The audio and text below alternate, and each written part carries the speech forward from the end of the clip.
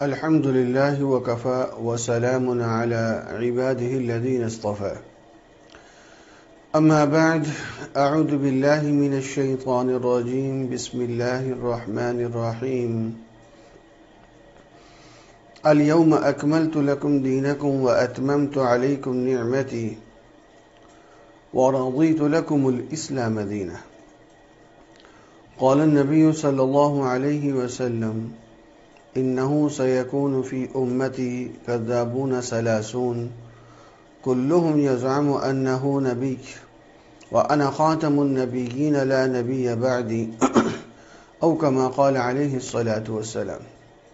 صدق الله العظيم وصدق رسوله النبي الكريم ونحن على ذلك لمن الشاهدين والشاكرين والحمد لله رب العالمين. اللهم صل على سيدنا محمد وعلى آل سيدنا محمد افضل صلواتك بعدد معلوماتك وبارك وسلم علیہ. آج کی نشست میں عنوان ہے عقیدہ ختم نبوت اور جھوٹے مدعیان نبوت کے دجل و فریب، اور اس دور کا جو سب سے بڑا فتنہ ہے قادیانیت کا، وہ کس طرح سے دجل و فریب کے ذریعے سے سادہ لو مسلمان کو گمراہ کرتے ہیں. حضور اقدس صلی اللہ علیہ وسلم نے جو ارشاد فرمایا سیکون فی امتی کذابون ثلاثون وفی روایت دجالون، آپ صلی اللہ علیہ وسلم نے فرمایا کہ میرے بعد 30 جھوٹے نبوت کے دعوے دار آئیں گے جو جھوٹے ہوں گے، کذابون، جھوٹے ہوں گے. اتنا کہنا کافی تھا کہ جھوٹے ہوں گے. جب آپ علیہ السلام نے فرما دیا کہ میں آخری ہوں، میرے بعد جو 30 آئیں گے جن کا کچھ عرصہ جھوٹی نبوت کا سکہ چلے گا وہ جھوٹے ہوں گے، تو اتنی بات کافی تھی. لیکن ساتھ ہی آپ نے یہ فرمایا دجالون، وہ دجل کرنے والے ہوں گے. وہ کیسے دجل کر کے امت کو گمراہ کریں گے؟ بغیر دجل کے ان کا جھوٹا سکہ چل ہی نہیں سکتا تھا. آپ تاریخ کو اٹھائیے، جتنے نبوت کے جھوٹے دعوے دار آئے، مسیلمہ کذاب آیا، اسود عنسی آیا، طلحہ آیا، سجاح نامی عورت آئی، مختار ثقفی آیا، اسحاق اخرس آیا، بیان بن سمعان آیا، صالح بن ظریف آیا، حکیم ابن مقنع آیا. یہ نبوت کے جھوٹے دعوے دار آتے رہے، لیکن جب تک دجل نہیں کیا یہ اب سادہ لوگوں کو گمراہ نہ کر سکے. آپ دیکھیں مسیلمہ کی اذان اشہد ان محمد رسول اللہ کے ساتھ ہوتی تھی اور اسی ذریعے سے وہ گمراہ کرتے تھے. اس دور کا جو فتنہ ہے قادیانیت کا، یہ بھی اسی طرح سے دجل و فریب کر کے امت کو گمراہ کرتے ہیں. ان لوگوں کا جن کا تعلق علماء کے ساتھ نہیں ہے، علماء حقہ کے ساتھ، مسجد کے ساتھ تعلق نہیں ہے، ان سادہ لو مسلمانوں کو پھر یہ گمراہ کرتے ہیں اور ان سے جا جا کے یہ کہتے ہیں دیکھو کلمہ تو ہم تمہارے والا پڑھتے ہیں، لا الہ الا اللہ محمد رسول اللہ، تو پھر ہمیں کافر کیوں کہا جاتا ہے؟ اور ہم حضور صلی اللہ علیہ وسلم کو خاتم النبیین مانتے ہیں، ہمیں کافر کیوں کہا جاتا ہے؟ ان کے بہت سارے دجل ہیں. یہ کبھی تفصیل سے انشاءاللہ تعالی اس پر میں عرض کروں گا. آج ان دو بنیادی باتوں پہ میں آپ کے سامنے وضاحت دینا چاہتا ہوں کہ یہ کس طرح گمراہ کرتے. دیکھیں ان کی جو دجل ہے کہ جناب ہم تو کلمہ تمہارے والا پڑھتے ہیں، لا الہ الا اللہ محمد رسول اللہ، پھر ہمیں کافر کیوں کہا جاتا ہے؟ قادیانیوں کی کتاب ہے، قادیانی سربراہ، اس کی کتاب ہے کلمۃ الفصل، جس کو ہر قادیانی بہت اعتقاد کے ساتھ دیکھتے ہیں، اچھی نظر کے ساتھ دیکھتے ہیں. اس کتاب میں واضح لفظوں کے اندر لکھا ہوا ہے کہ ہمیں نیا کلمہ بنانے کی ضرورت نہیں ہے. اب ذرا ان کا کفر سمجھیے، مجھے بتاتے ہوئے میری طبیعت پہ بوجھ بن رہا ہے، لیکن سمجھانا مقصود ہے. ان قادیانیوں کا نظریہ کیا ہے؟ ان کی کتابوں میں بالکل واضح لکھا ہوا ہے. پاکستان کی پارلیمنٹ نے، پاکستان کی قومی اسمبلی نے، پاکستان کی اعلیٰ عدالتوں نے ایسے ہی ان کو کافر نہیں قرار دے دیا. ان کی کتابوں کے باقاعدہ حوالہ جات اور پروف موجود ہیں.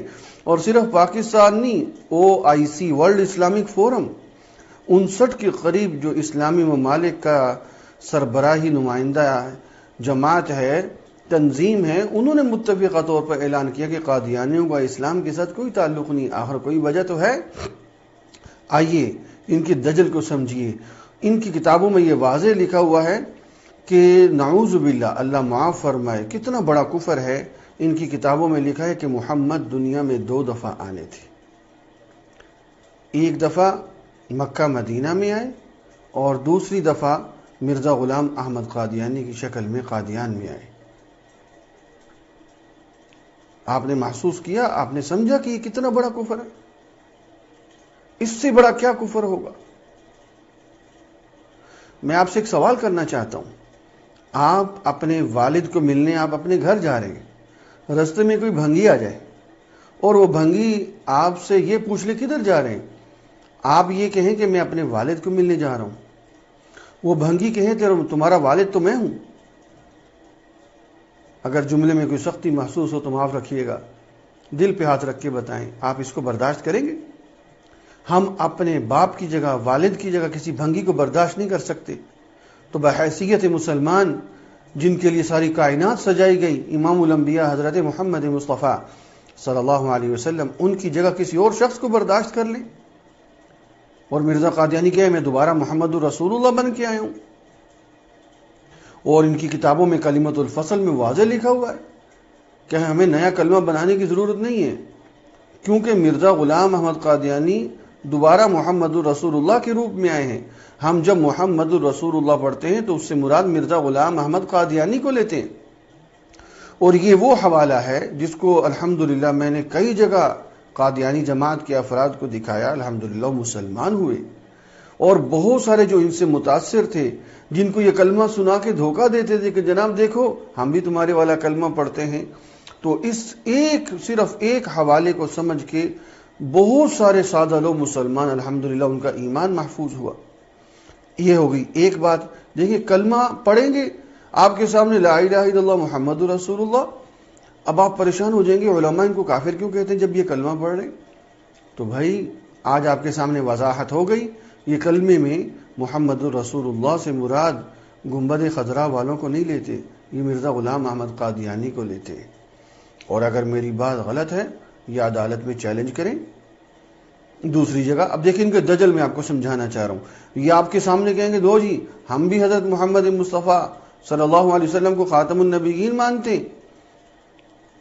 قرآن مجید کی جو آیت ہے ما کان محمد ابا احد من رجالکم ولکن رسول اللہ وخاتم النبیین، یہ وہ آیت ہے جس کو مسلمانان عالم، پوری دنیا کے مسلمان جس کو پڑھ کے اپنے عقیدے کو بہت مستحکم کرتے ہیں کہ اس سے ثابت ہوتا ہے کہ ہمارے نبی اللہ کے آخری نبی ہے، اب قیامت آ سکتی ہے کوئی نیا نبی نہیں آ سکتا۔ لیکن یہ قادیانی اس کو کے اندر کیا کرتے ہیں، اس کے اندر کیسے دجل کرتے ہیں؟ اب دیکھیں ذرا سنیے پھر دیکھیں ان کے دجل کو۔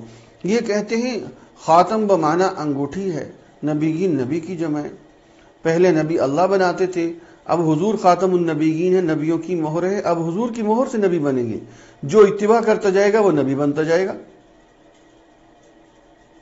اب بتائیے، یعنی خاتم النبیین سے ہم نے مانا لیا آپ آخری نبی، قادیانی مانا کر رہے ہیں حضور کی مہر سے اب مزید نبی بن سکتے ہیں، اور یہ مرزا قادیانی نے کھلی لفظوں میں لکھا ہے، نبوت کا دروازہ کھلا ہے۔ براہین احمدیہ حصہ پنجم صفحہ 135 آج کھول کے دیکھیے، 20 حوالہ جات ہیں۔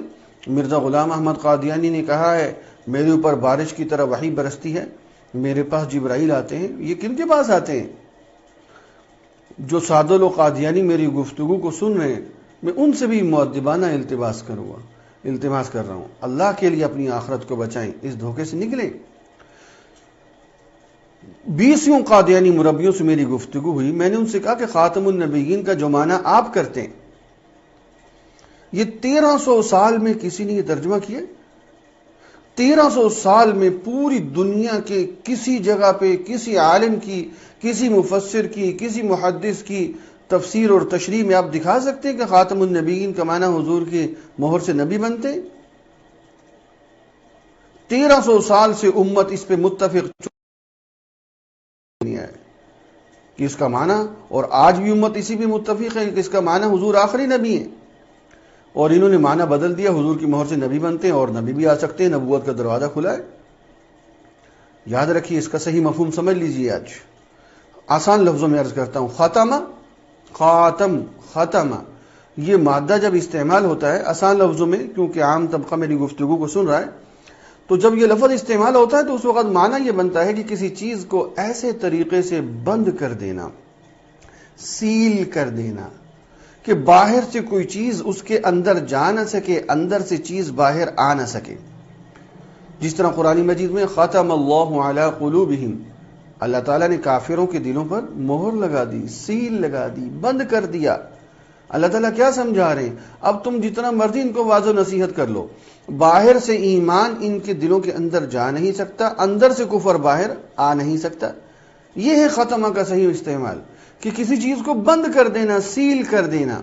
اب دیکھیں، اب خاتم النبیین کا کیا معنی بنا؟ اللہ تعالیٰ نے ہمارے نبی حضرت محمد مصطفیٰ صلی اللہ علیہ وسلم کی تشریف آوری پر سلسلہ انبیاء کو سیل کر دیا، بند کر دیا۔ اب باہر سے کوئی نیا شخص نبی بن کے سلسلہ انبیاء میں جا نہیں سکتا۔ جو اندر آ چکے عیسیٰ علیہ السلام تک، ان میں سے کوئی نبوت سے باہر آ نہیں سکتا، اب وہ ہمیشہ نبی رہیں گے۔ اسی سے یہ بات بھی ثابت ہو گئی کہ جب قیامت کے نزدیک حضرت عیسیٰ علیہ السلام تشریف لائیں گے، نبی ہوں گے، نبوت سے معزول نہیں ہوں گے، لیکن فیصلے قرآن و حدیث کے مطابق ہوں گے۔ دیکھیں، اس کی ایک مثال دیا کرتا ہوں میں، کہ جس طرح پاکستان کا صدر اگر ترکی میں چلا جائے تو ترکی میں ترکی کے صدر کا حکم چلے گا یا پاکستان کے صدر کا؟ ترکی کے صدر کا حکم چلے گا، کیونکہ دور حکومت ترکی کا ہے۔ اسی طرح جب عیسیٰ علیہ السلام تشریف لائیں گے، نبی ہوں گے، لیکن فیصلے قرآن و حدیث کے مطابق ہوں گے، کیونکہ قیامت تک دور نبوت حضرت محمد مصطفیٰ صلی اللہ علیہ وسلم کا ہے۔